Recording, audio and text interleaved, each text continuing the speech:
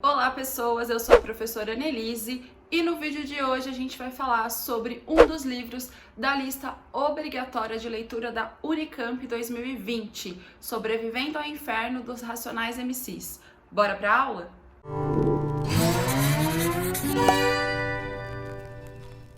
Antes de falar sobre esse livro, esse disco, se você é novo por aqui, se inscreve no canal, já ativa as notificações aqui para você receber todas as novidades. Se você também está estudando para os vestibulares, tem uma playlist exclusiva onde eu explico um pouquinho sobre os vestibulares do estado de São Paulo. Também tem playlists de História Geral e História do Brasil para você dar aquela revisada no conteúdo. Bom, mas vamos lá então. Uma surpresa, né, uma grande novidade da lista de livros da Unicamp deste ano é o disco Sobrevivendo ao Inferno dos Racionais, além de outras obras, como por exemplo Carolina Maria de Jesus e enfim, obras de teatro e de poesia que não costumavam aparecer nas listas, principalmente dos vestibulares da Unicamp, da Unesp, da USP, né, vestibulares já consolidados e que tinham listas que traziam basicamente o cânone da literatura. Então, Machado de Assis, Eça de Queiroz, José de Alencar, que a gente já estava acostumado a aparecer aí nessas listas e a ler, né, inclusive de forma obrigatória. O que a Unicamp vem é com uma nova abordagem, trazendo essas obras que não são consideradas aí cânone da literatura, mas que são obras extremamente importantes da cultura brasileira. Lembrando aqui que uma das ideias da Unicamp, e de acordo com a Conveste, é que o seu aluno, né, o seu futuro aluno, ele não seja só um engenheiro, um arquiteto, um médico, mas ele também seja um cidadão crítico e consciente do seu entorno. É por isso que a Unicamp traz essas obras tão novas e diferentes que não acostumavam ficar ali dentro dessas listas. Antes de tudo, eu queria contextualizar um pouquinho sobre o próprio Racionais, né, para depois falar do disco e analisar essa obra de forma geral. O disco, ele é de 1997, mas por conta de estar na lista de livros da Unicamp, foi lançado o livro, esse aqui que eu tô na mão, pela Companhia das Letras em 2018, e nele a gente tem basicamente uma introdução feita por um especialista, o professor Acuã, da Universidade do Pernambuco, e depois a gente tem a publicação das letras das músicas do disco. Então, esse aqui, o livro, né? E dentro a gente tem todas as músicas, as letras publicadas, junto também com algumas fotos inéditas dos Racionais. E no final também a ficha técnica do disco, os créditos das músicas, como se fosse o encarte do CD, do disco, só que com uma introdução analítica sobre essa obra. Então acaba que esse disco ele ganha um ar assim de poesia, né? As letras elas acabam ganhando um ar de poesia dentro desse formato, né? Esse livro, então, além dessa questão dele ser publicado, até para ajudar o estudante no vestibular, é interessante a própria edição dele, né? Se vocês repararem, a edição ela tem uma lombada dourada que imita uma Bíblia, a edição de Bíblias que durante muito tempo foram editadas dessa forma. É por isso que uma das dicas que eu já dou para vocês quando forem estudar o disco para a prova é se atentar nessa introdução do professor Acuã. Ela é extremamente importante, faz uma análise geral da obra e inclusive nesse vídeo eu vou me basear nessa análise para fazer um resumo bem breve para vocês sobre o disco Sobrevivendo ao Inferno. Uma questão importante também é de vocês que talvez não conheçam ou se conhecem um pouquinho, já ouviu falar pelo menos dos Racionais, é entender todo o contexto que levou à ascensão dos Racionais como uma das, se não a maior, né, o maior conjunto de rap do Brasil e o que ainda está, né, atuando, que ainda faz shows e tudo mais, a gente entender esse contexto do surgimento e também entender um pouquinho mais sobre o conjunto, a banda em si. O Sobrevivendo ao Inferno foi lançado em 1997, foi um grande sucesso, vendeu cerca de 1,5 milhão de cópias, num contexto final da década de 90, início da década de 2000, dos anos 2000, em que o rap muitas vezes foi marginalizado, era visto com um olhar bem preconceituoso, e então foi uma grande conquista nesse momento. Outra questão importante também é que dentro do disco Sobrevivendo ao Inferno tem várias músicas que ficaram conhecidas, e os videoclipes também do Racionais na época da MTV estouraram, assim, foram clipes que ficavam muitas vezes em primeiro lugar, nas músicas mais pedidas e tudo mais. É por isso também que esse é considerado o álbum mais importante do rap brasileiro. Essas informações valem aí o registro, valem vocês ficarem atentos, e também pra gente entender um pouco do porquê a Unicamp escolhe esse disco. Eu queria falar um pouquinho também para vocês sobre o grupo Racionais em si. Para quem não conhece, a gente tem como líder, vamos dizer assim, o mais conhecido, o Mano Brown, mas a gente também tem grandes músicos dentro do Racionais, como o Ed Rock, o KLJ e o Ice Blue, que também tem seus projetos paralelos, vocês podem procurar por aí no YouTube e tudo mais, no Instagram. Antes de lançar o Sobrevivendo ao Inferno, o Racionais já tinha lançado mais ou menos 2 discos, né? Um EP em 1992, chamado Escolha Seu Caminho, que tinha 2 músicas só, e também um CD chamado Raio X do Brasil, de 93, certo? Esse contexto da década de 90, que eu gosto muito de frisar, e é importante vocês terem isso em mente, era um contexto em que o rap, como eu já disse, era considerado marginal, era colocado à margem da sociedade. Muitas vezes as televisões mais famosas, mais populares, vamos dizer assim, e os rádios não tocavam as músicas, não traziam os Racionais para performar. E quando esse disco ganha essa projeção, eles começam a ser chamados, serem entrevistados e chamar mais a atenção dessa mídia mais tradicional. Detalhe que esse disco faz com que o Racionais e o rap de forma geral ganhe projeção nacional. Lembrando que os Racionais surgem aí na cidade de São Paulo e levam esse estilo musical para o restante do país, que muitas vezes até não era conhecido ou não era tão ouvido. Além desse contexto da própria banda, é interessante a gente lembrar que o final da década de 90, né, e o início da década de 2000, traz também o avanço das igrejas chamadas neopentecostais. Igrejas que muitas vezes adentraram a periferia do país e que faziam trabalhos sociais, que auxiliavam as pessoas de uma forma que muitas vezes o Estado não fazia ou o Estado não chegava.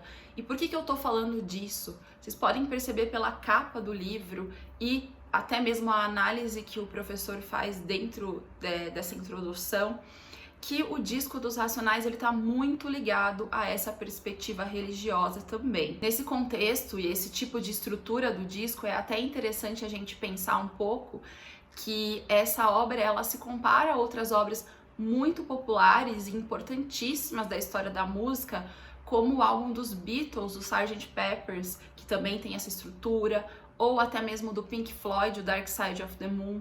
São discos que ficaram conhecidos internacionalmente, e o professor aqui, o Akawan, ele acaba fazendo uma comparação do Sobrevivendo ao Inferno com esses discos também. Essa estrutura seria muito parecida e a mesma. Por que é importante, inclusive, fazer essa comparação com outros discos internacionais de grande prestígio, até de outros ritmos, como rock, por exemplo? Porque se sai dessa condição de um disco ou de um ritmo musical, de um gênero musical marginalizado, e se coloca isso como um centro da cultura brasileira.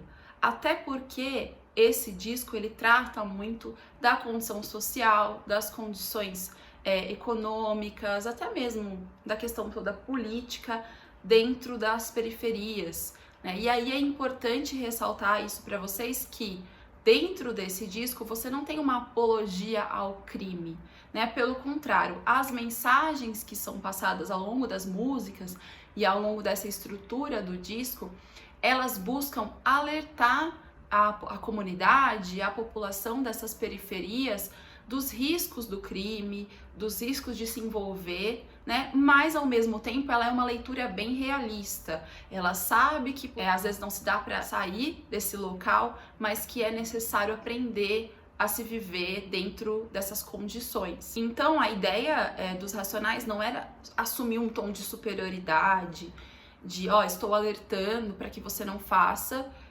quem é de fora da periferia nunca vai entender e quem é de dentro tem que obedecer o que a gente está falando. Essa não era a ideia.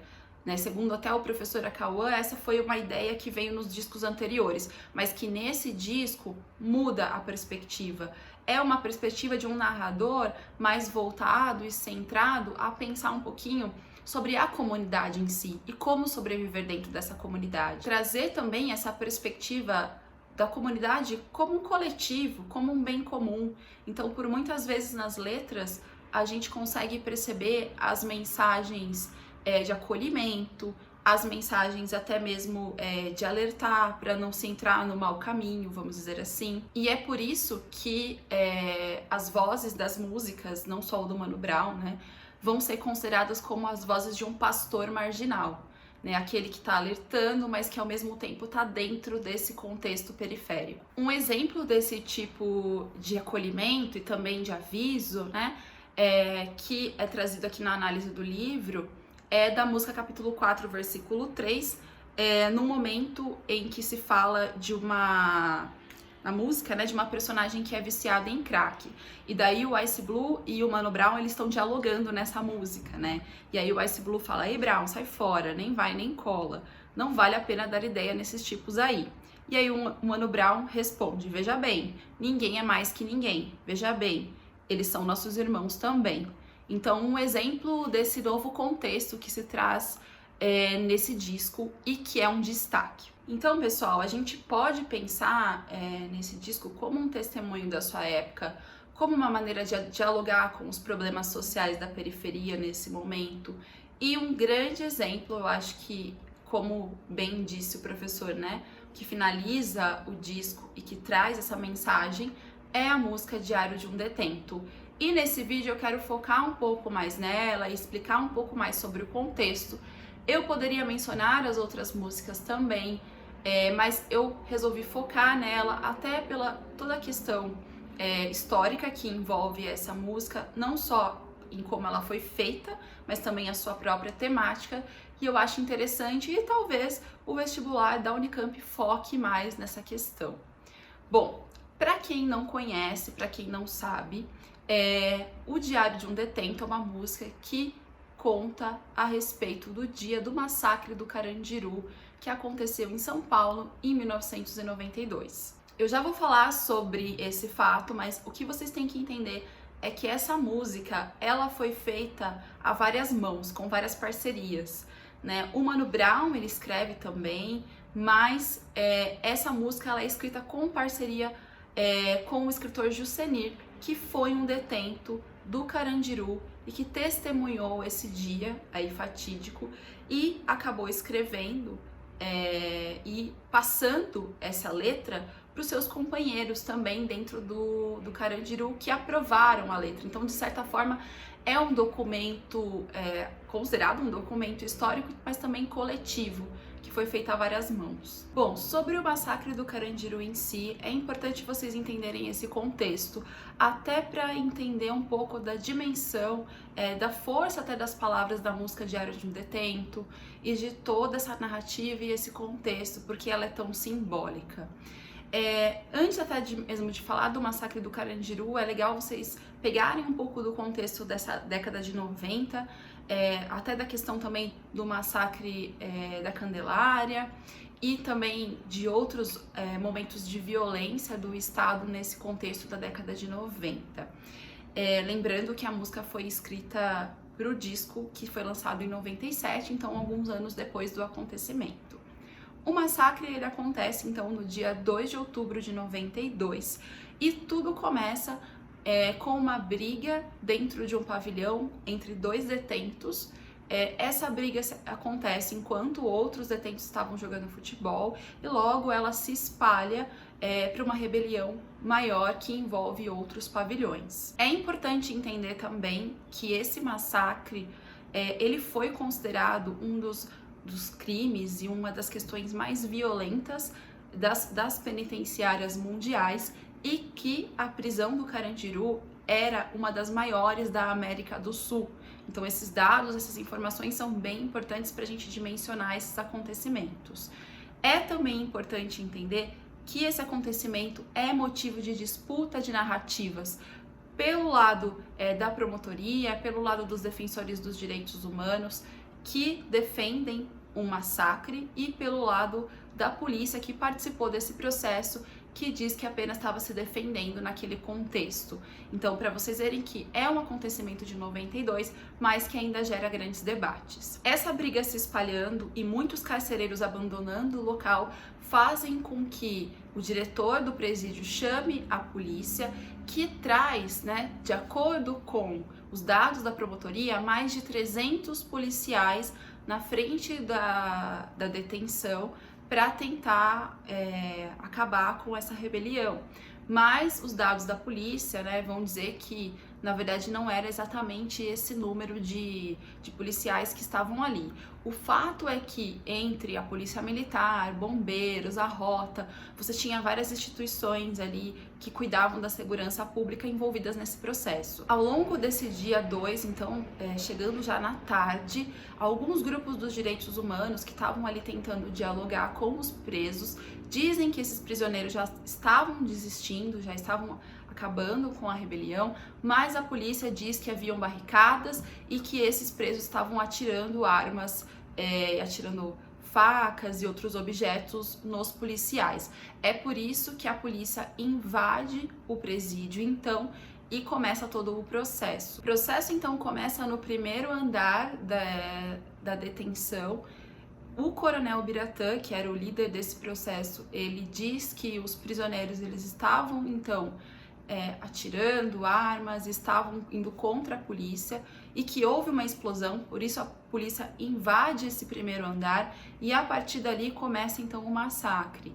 Então, como eu disse, tem essas narrativas aí dos dois lados, mas depois dessa rebelião toda contida e de muitas mortes já dentro dos pavilhões, os presos são levados para o pátio, quando é já umas 6 horas da tarde, são colocados todos sentados, nus ali nesse pátio, e muitos defensores dos direitos humanos dizem que nesse momento também morreu muita gente, muitos foram executados. A perícia, depois de analisar esses mortos, vai dizer que a maioria deles morreu ou com um tiro no tórax ou com um tiro na cabeça, o que daria dimensão de uma execução e não de um confronto entre a polícia e os detentos. A questão é que esse é um caso que gera ainda muitos debates, muitos personagens desse dia foram condenados ou então foram soltos, e a gente ainda tem uma discussão muito forte, inclusive esse ano aqui, a respeito desse fato. Pensando basicamente nos números oficiais e extraoficiais desse massacre, basicamente são 111 presos mortos, apesar dos ex-detentos dizerem que foram muito mais de 200. Nenhum policial foi morto nesse dia, nesse processo, apesar de 23 deles ficarem feridos. E foram 515 tiros também disparados. Por que eu estou trazendo esses dados, Até, como eu disse, para a gente ter uma dimensão desse massacre e desse processo. E também para a gente pensar um pouquinho sobre qual foi o tipo de posicionamento do Estado nesse contexto. E aí a música Diário de um Detento vem para mostrar pra gente um pouco, então, uma espécie de testemunho, de documento histórico desse dia. E aí eu selecionei alguns trechos da música, especialmente no final, porque para você que nunca ouviu, a narrativa ela é em primeira pessoa, e aí você tem esse diário de uma pessoa que estava vivendo um dia comum, que no final desse dia então acontece o evento, um massacre. É importante também lembrar daquilo que eu já falei no começo do vídeo, que essa música também tem ritmos com várias referências cristãs e referências a personagens históricos que estavam ali no processo. Então a gente tem um trecho que eu vou ler para vocês, vou colocar aqui, que diz assim: cachorros assassinos, gás lacrimogênio, quem mata mais ladrão ganha medalha de prêmio. O ser humano é descartável no Brasil, como mods usado ou bombril. Cadeia guarda o que o sistema não quis, esconde o que a novela não diz. Aí ele vem com um som, né, como se fosse uma arma, ratatatá, sangue jorra como água. Então é um trecho que traz essa crítica ao sistema penitenciário, aos sistemas de encarceramento em massa no Brasil. Ele vai dizer também: do ouvido, da boca e nariz, o Senhor é meu pastor. Então, fazendo aquela referência que eu falei para vocês. Perdoe o que o seu filho fez. Morreu de bruços no Salmo 23. Sem padre, sem repórter, sem arma, sem socorro. Vai pegar HIV na boca do cachorro. Esse trecho também é extremamente importante até pela dimensão histórica desse dia, em que há muitos relatos que alguns prisioneiros contaminados pelo HIV estariam com sangue, atirando sangue para os policiais, por isso que eles até acabam dizendo que reagiram contra. Morreu de bruços também pega muito daquilo que a gente falou sobre a execução, né, desse momento. E aí ele finaliza, né? Cadáveres no poço, no pátio interno. Adolf Hitler sorri no inferno, quer dizer, sorri no inferno gostando daquilo que está acontecendo, ele estaria aprovando esse massacre. Foi como se tivesse sido um novo holocausto, né? O Robocop do governo é frio, não sente pena, só ódio e ri como a hiena. Ratatatá, Fleury e sua gangue. Fleury era o governador aí do estado de São Paulo nesse momento e que aprovou a entrada dos policiais. Vão nadar numa piscina de sangue, mas quem vai acreditar no meu depoimento? Dia 3 de outubro, diário de um detento. Então a gente tem aqui esse final muito forte e testemunhando e fazendo essa crítica social. Quem vai acreditar na narrativa do detento que estava ali dentro? Né? Muito mais fácil para a sociedade julgar essa questão. Então, a partir só desse trecho, a gente consegue interpretar e fazer uma análise muito forte sobre essa música e até relacionar um pouquinho com dados atuais do sistema carcerário no Brasil, que eu acho muito importante trazer para vocês também. Para finalizar, então, eu queria trazer alguns dados aqui para vocês atuais do sistema carcerário, das condições dos prisioneiros aqui no Brasil. Então, eu tirei esses dados do site do CNJ, que é o Conselho Nacional de Justiça, que fez algumas pesquisas bem recentes sobre o número de prisioneiros, sobre as condições de vida desses prisioneiros aqui no Brasil. Então, a gente possui hoje uma população carcerária de 700 mil presos, sendo que esse dado significa que o Brasil tem a terceira maior população prisional do mundo. Para vocês terem uma ideia, também em 2014, o número de presos, de detentos, subiu no Brasil em 400% em 20 anos. Ou seja, muita coisa piorou aí no sentido do número de presos desde o massacre do Carandiru. A gente também tem alguns dados da Anistia Internacional que mostram que as condições das cadeias, das detenções no Brasil, elas são precárias, subhumanas e que em 2015 o Brasil ele saiu num ranking dos países mais violentos do mundo. Só também para finalizar esses dados, a nossa população carcerária, de acordo também com o CNJ, é de 61,7% de população carcerária considerada de negros ou pardos.